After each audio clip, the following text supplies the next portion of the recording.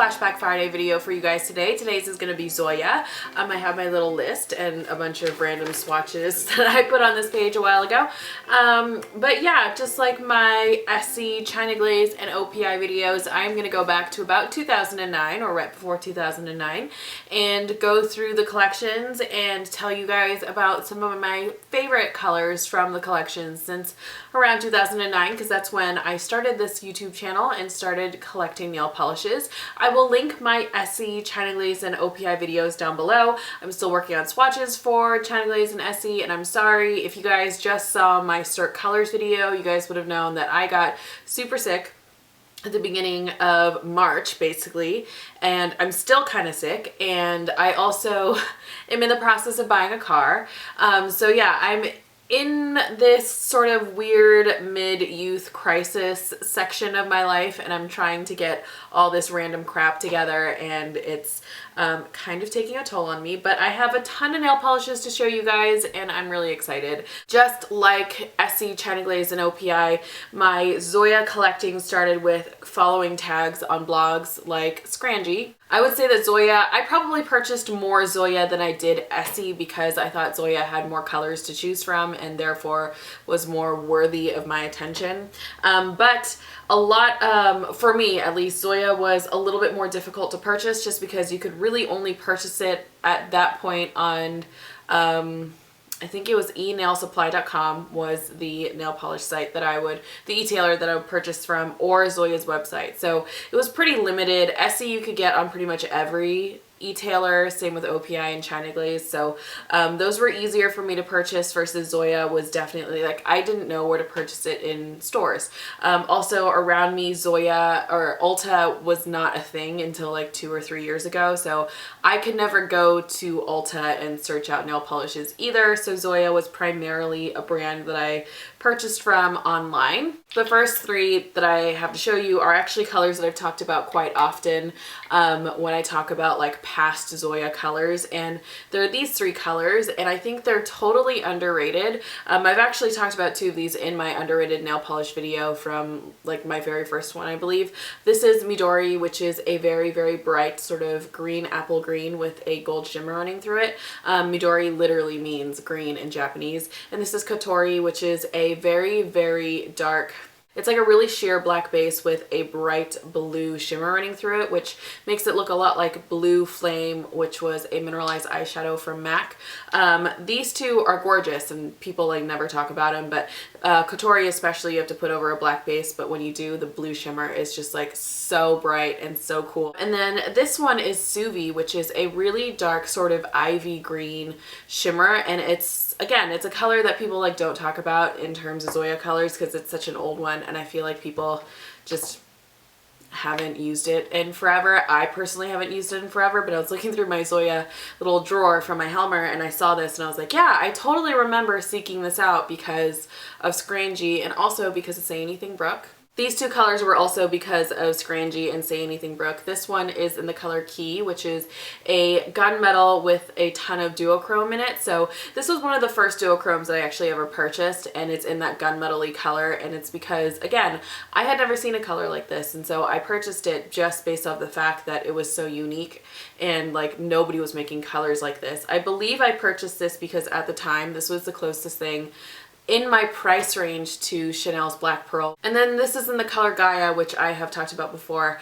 It is a very old and very loved nail polish. And this is a white sheer base with a gold shimmer running through it. The color Zara, which is a purple with a gold micro shimmer running through it. And the color in Gemma, which is an army green with a bright bluish purple micro shimmer running through it. Yasmin is another example. This is a darker purple with a sort of warm toned shimmer in it as well. It's gold, but at some points it looks sort of like black cherry sort of coloring. And then this is in the color Blair, which is a sort of Christmas red ribbon type of red shimmery color.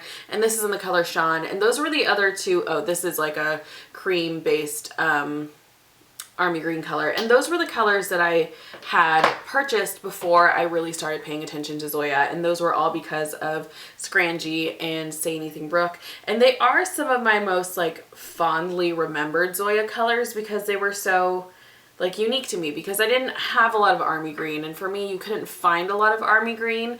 Even like OPI and China Glaze at that point really didn't make army green.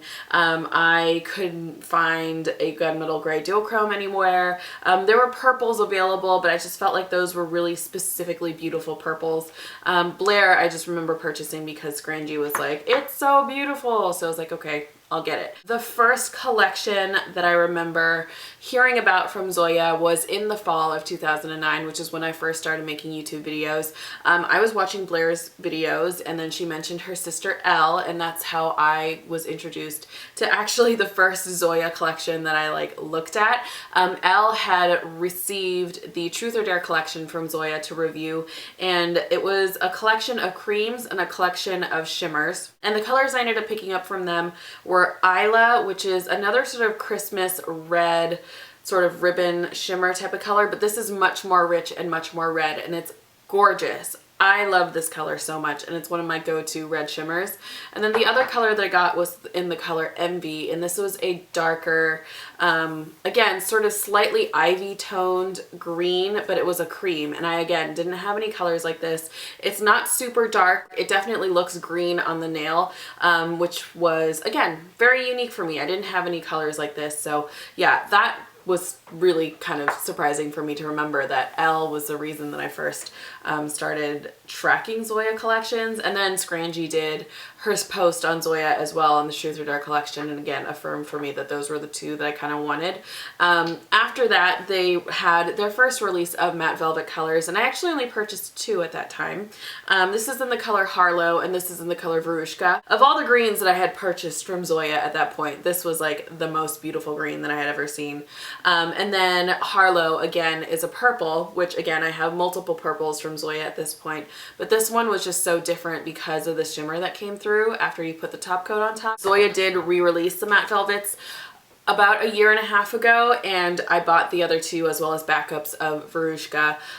The other two were called Savita, and then this one is in Posh, and this is a red, and this is a more sort of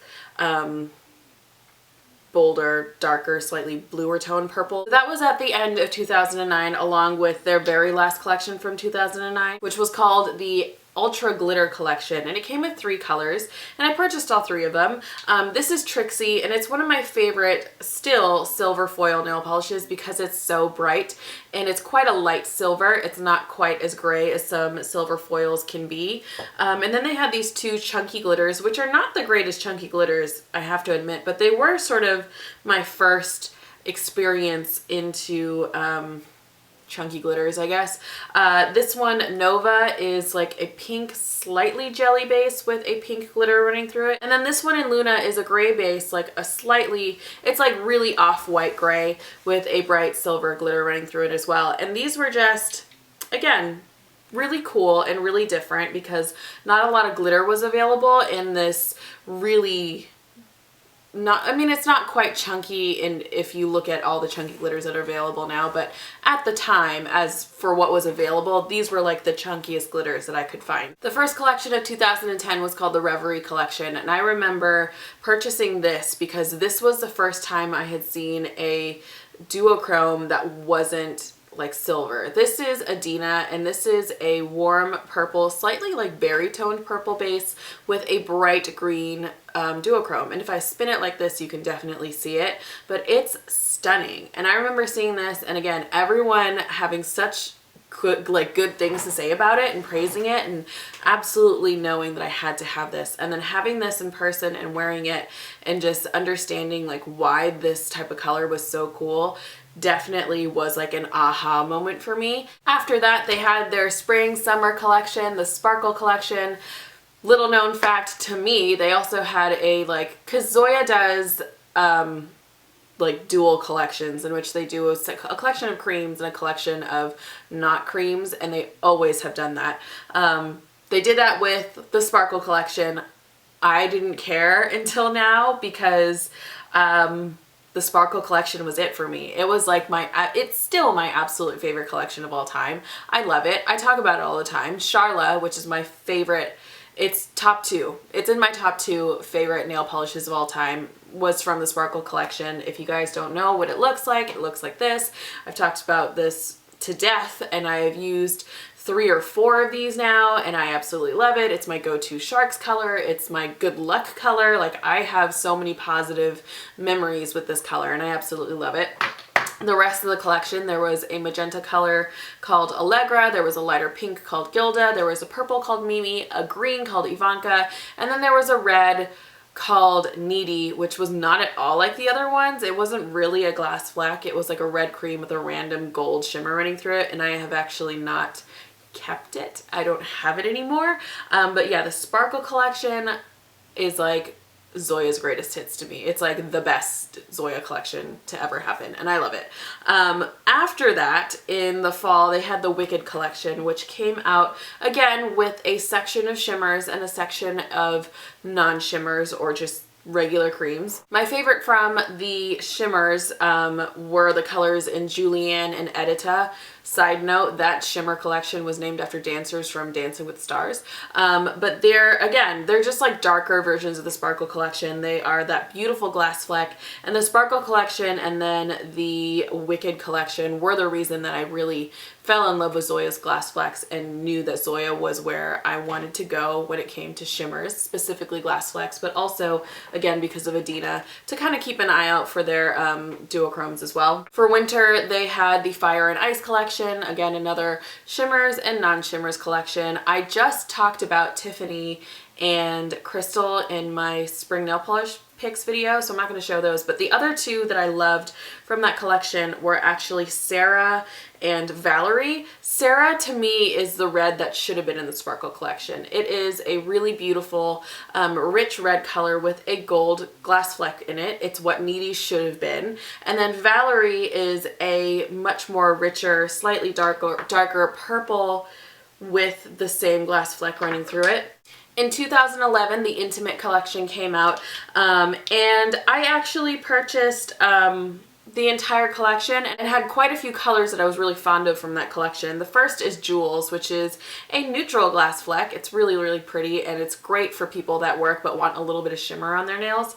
The 2 creams that I really loved from that collection were Caitlin and Dove, which were actually re-promoted as like a gray duo that you could do like an updated French mani with. And then this is in the color Danny, and this is again sort of a warmer, brighter purple, but it has a really soft pearly glass fleck running through it, and it's like a micro glass fleck. It's really quite different than, let's say, the color in Zara, which is a more warm toned color because of the gold shimmer. And then came the Sunshine and Summertime collection, which was like Sparkle collection 2.0 to me because they had another collection of brighter glass flecks.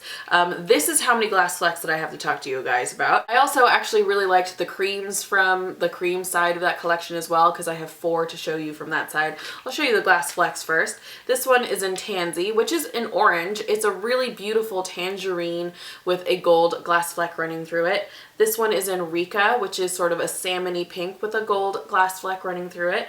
This is in the color Kimmy, which is a brighter orange toned red with a glass fleck running through it.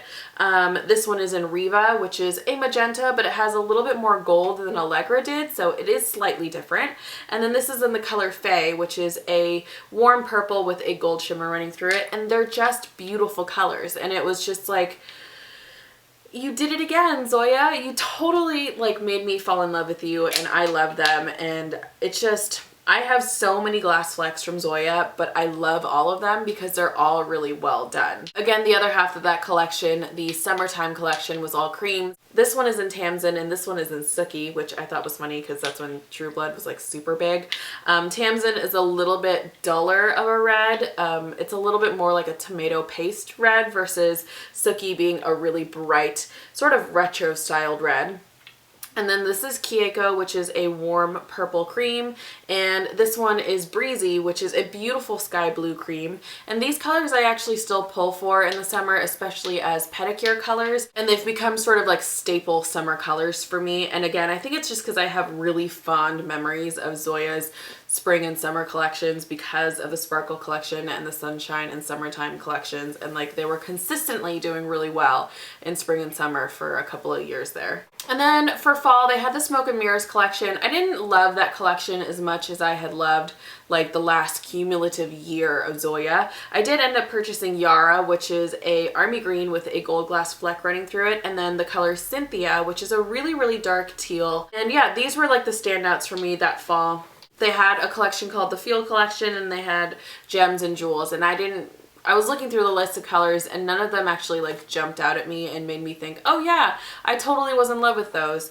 So moving on to 2012, there was the True Collection, the Flex Collection, the Beach and Surf Collection for summer, which they had some nice ones, but again, they didn't make me think that was classic Zoya, and I absolutely loved them, and I didn't have any sort of like emotional response to any of the colors that were listed for this collection. And then they had the Diva, Designer, and Gloss collection for fall, which came with Glass Flecks, and the color in Doll and Fei Fei were like nostalgically really surprising to me because they came out with, again, Glass Flecks, and they just reminded me so much of the Sunshine collection and the Sparkle collection that I immediately picked them up. And I remember tweeting about it and like talking to friends that were not even into nail polish, like people that I talked to about hockey, for example, on Twitter, and they even were like, Fei Fei and Doll, like you should get them. For holiday in 2012, they had the Ornate collection. And I'm actually going to move on to 2013 now, which started with the Lovely collection. And then 2013, again, was the year of Liquid Sands and Pixie Dusts. So Zoya came out with Pixie Dusts about the same time that OPI came out with the Mariah Carey collection, which had their sparkly liquid sands, which I wasn't super sold on. I wasn't sold on the liquid sand finishes until the Zoya Pixie Dusts came out. The Mariah Carey ones were okay. I don't like the texture nail polishes in the matte finish. I just think it looks clumpy and it's not my favorite look. But the shimmers in the Zoya Pixie Dust totally changed my mind on them. Their first collection of pixie dusts were a little bit more subdued, which was great for a winter to spring transitional color collection. And then in spring and summer, they had much more brighter colors. After the spring and summer pixie dust collection, they had the Stunning and Irresistible collection, which was like meh. It wasn't great. Their Irresistible collection had a bunch of sort of like metallic-y foil shimmers. They weren't quite glass flecks. The only glass fleck that came out, I believe, in that collection was in the color Tinsley, which I purchased because, again, it was very reminiscent of like the Sunshine collection. This is a sort of mauve-y pink. It's a little bit more warm than a mauve, with a gold glass fleck shimmer in it. The rest of that collection, I remember getting the color in Ricky and Hazel, and I liked them, but after wearing them a couple of times, they just didn't look as good on the nails as I wanted them to, so it was kind of disappointing because I like had such high hopes for Zoya. Then they came out with the Satins and Cashmere's collection after their fall Pixie Dust released, and they had the Zenith collection. In 2014, they had the Natural collection, the Awaken collection, the Tickled and Bubbly collection. They had more Pixie Dust, they had the Natural Duh collection, and then they had Entice and Ignite for fall, which at that point, that was like the first 3 Zoya colors that I had bought for the entirety of 2014, I believe. They had the colors in Remy, Sansa, and this is in India, which are all glass flecks again from the Ignite collection, which was a fall collection. These are really beautiful fall colors with a glass fleck again, and I absolutely loved them. And then the end of 2014 came the Wishes collection.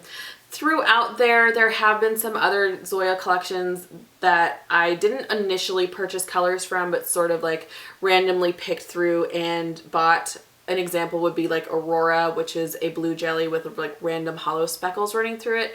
It ended up being a really beautiful color that I did pick up, but initially I wasn't super impressed by it. And so yeah, that's mostly what I love about Zoya. It's glass flecks, clearly, and like shimmers and sort of glittery colors.